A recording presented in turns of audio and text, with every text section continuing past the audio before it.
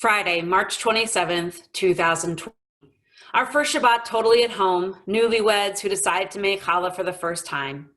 My wife, Sarah, and I, both working parents, were suddenly home on a Friday afternoon with time to bake. Even the Shabbat before, I was leading services to an empty sanctuary, back when we thought this was only going to last a few weeks. First, we had to source the bread, flour, and yeast from friends because everything was sold out in the stores. And then Sarah began following the recipe from a cookbook photo our friend texted. As she would tell you, I quickly became critical of her technique. And then the challah didn't rise. I sent this picture to friends who are bakers asking for help. They gave us ideas. It still didn't rise. We turned on the oven to warm the kitchen. It still didn't rise. But then we braided the strands anyway, and a Shabbat miracle, we had 2 beautiful loaves for our family. I've continued to bake challah every Friday since. On that Shabbat, a ritual was born, a ritual that connects me to the temple that once stood in Jerusalem, to generations of Jews throughout the centuries. Baking challah has become a connection to myself, my family, my community, and the Jewish people. Like individual strands of challah, we are braided together. We are connected to each other through time and space. The name challah is derived from the Hebrew word used for portion in the biblical commandment to separate from their dough a portion and give it to the Kohanim, the priests, every Shabbat. After the temple in Jerusalem was destroyed and we no longer offered sacrifices or had priests, these rituals moved to our homes. It is still a tradition for Jewish bakers to tear a tiny lump of risen dough and burn it while reciting a blessing. And why are we still baking challah today, even after the destruction of the temple?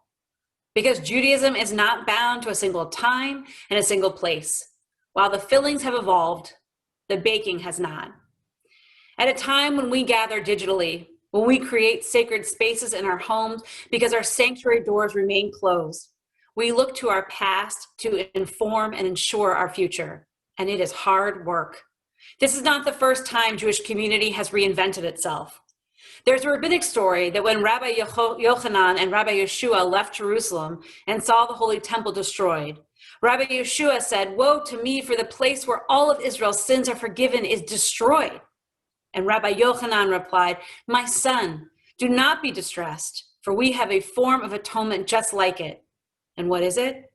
Acts of kindness. Here, Rabbi Yochanan reframes our core Jewish practice from sacrifices in the temple to acts of kindness, from public ritual to private action.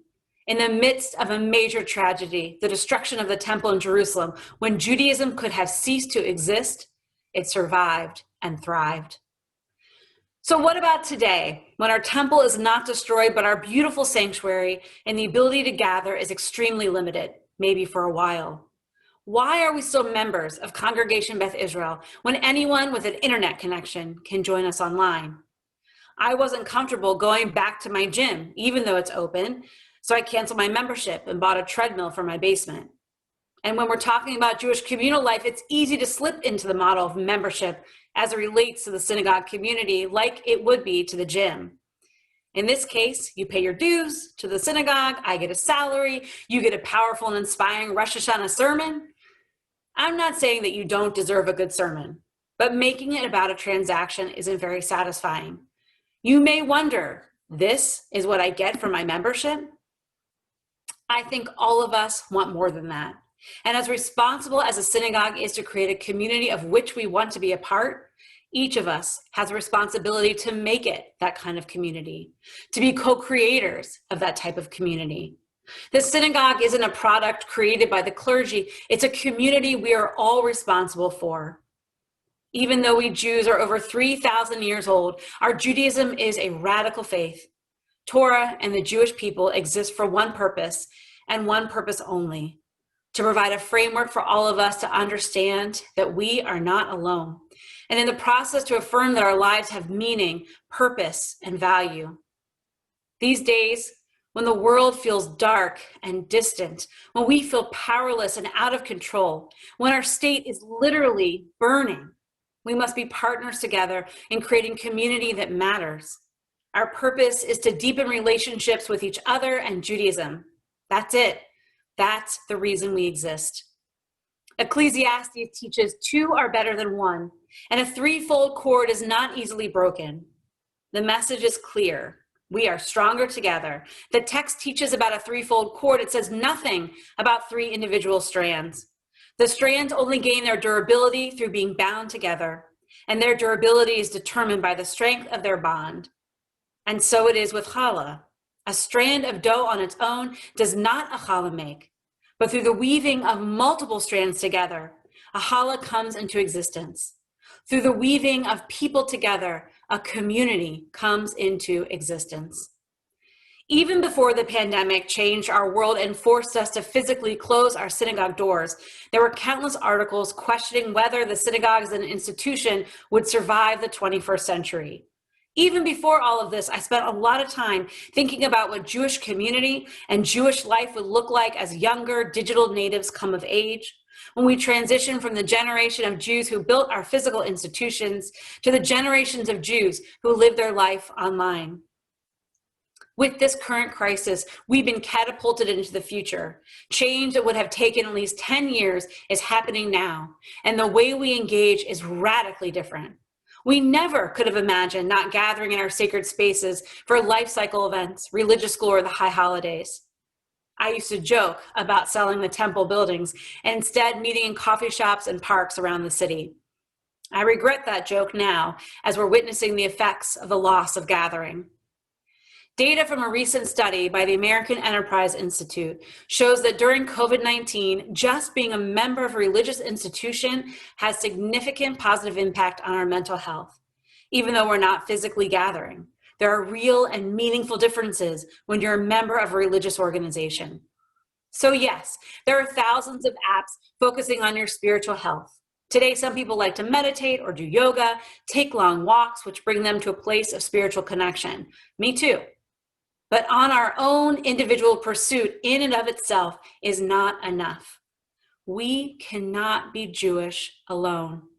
Yes, we want community that is personally meaningful, but we also want the power of community to reach beyond ourselves, to help us to readjust our lives so that we can focus on what is powerful, not passing, what is sacred, not superficial, what is essential, not ephemeral, community and connection.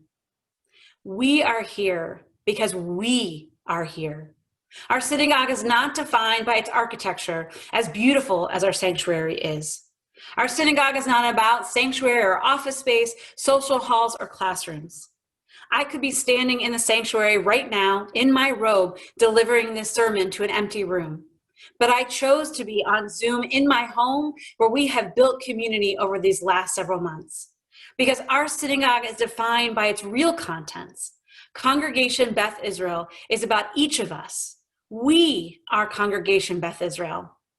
We are a place where our core Jewish values of tzedek, chesed, hachnasat orchim, acts of justice, loving kindness, and caring for the stranger are embodied. We could be sitting around feeling sorry for ourselves, yet our synagogue moves us to actually take care of one another. As Rabbi Kahana spoke about last night, our young people are leading the way in their ability to frame what is happening in our world right now. I have the privilege of working with our B'nai Mitzvah students on their Divrei Torah, their speeches, and I too am so impressed.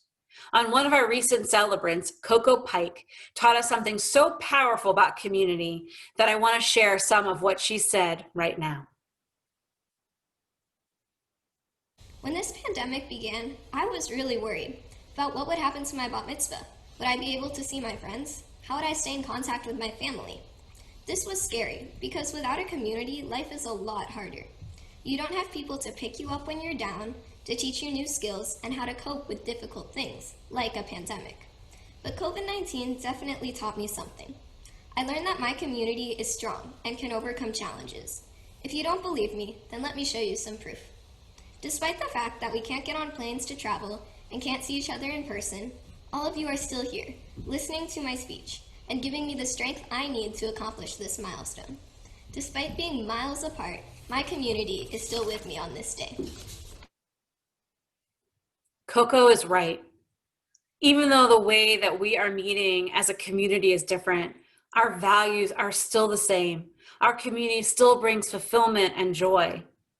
Traditionally, during the time between Rosh Hashanah and Yom Kippur, known as Aseret Yamei Teshuvah, the 10 days of repentance, we are supposed to spend time in reflection, doing the work of Teshuvah, turning, looking inward and outward.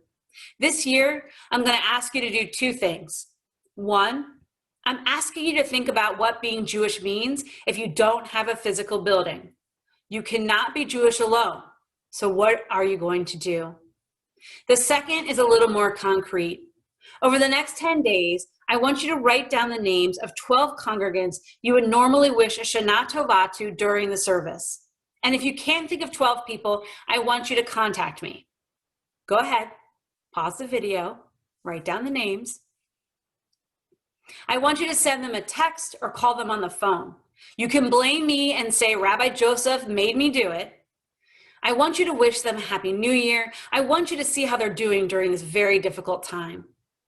And then I want you to think of 3 people who you want to meet and learn something about them. Why? So each of us is connected to multiple people. So there's no one small group of people holding all the strands of our community. So when one person falls, there are 7 or 8 there to help lift them up. We all feel it when something tugs at the fabric.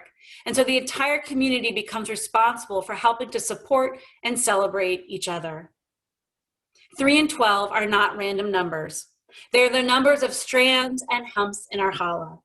This is a convenient way to remember this building block of community and a reminder that our tradition mandates that we be there for one another and care for one another. For each of us, finding our 312 won't happen overnight, and it won't happen without your help. But let us commit to beginning this vision together in the new year. The way to strengthen community, the way to weave the strands of challah together is to invest your time and effort into our community. Like Homed Challah, a community is best when braided by the hands of its members. This is my vision for Congregation Beth Israel, that each of us is valued, that each of us is an essential part of this community, that each of us recognizes the Kedusha, the sanctity of one another, to being partners in creating a sacred community that matters. Now I turn to you.